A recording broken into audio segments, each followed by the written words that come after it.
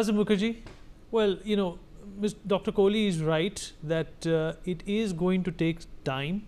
Rome was not built in a day. But I hope we're not late to the party, considering the fact that a lot of our economic hopes were pinned on our association with the United States as well. Well, Vineet, I don't usually quote The Economist because it's usually very anti-Indian. But in The Economist, in this week's issue, which I'm sure Dr. Kohli must have also seen, on page 8, there's a very interesting article which talks about the new imperial preference. And the concluding 3 lines are very somber. It says that even when President Golf leaves to play more golf, the tariffs will remain because the American industry will get used to protectionism. They will become uncompetitive in the global market and they will not allow future politicians to lift those tariffs. In other words, when we used to think that these tariffs are only till Trump becomes a lame duck or he finishes his term, etc., it would appear that there is a long-term perspective here that we have to deal with, which brings what PM said today into even greater importance, as Dr. Kohli said. And PM said that we will go Swadeshi not because we are weak, but because we are strong. We are not doing it the way we did it earlier when Gandhiji asked us to go Swadeshi when we were under colonial rule.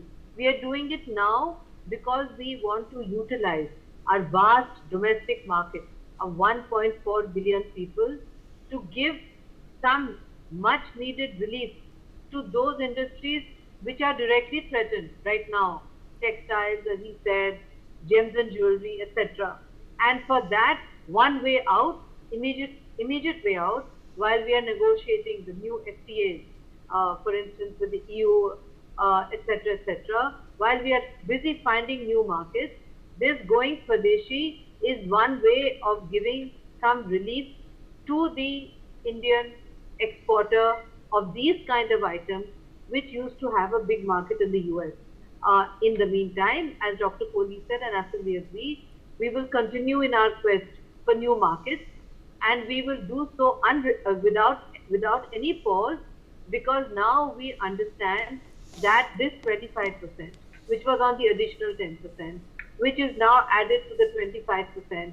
So let's say that Yalta 2.0 actually happens today at 1 a.m. Indian time tonight, which I am a little skeptical about, frankly, but it could happen maybe 2-3 days from now. But even if Yalta 2.0 happens, we would still be left with 10% plus 25%, that's 35%. And according to The Economist, that's not going to go away anytime soon. So then we definitely need to have this fallback and to have this sign outside, because there are a lot of Indians who just want to buy foreign to show their next door neighbor that they are rich enough to buy foreign goods. It's time for them to take a rethink and to understand that we are confronting a real problem. And if the Indian good is just as good, if not better, please buy it. Please buy it and give our exporters some breathing space while we find them new markets. I think this is really a most practical suggestion, and coming from PM who has huge outreach and speaking from the ramparts of the Red Fort, it has already become the buzzword all over India. Vineet.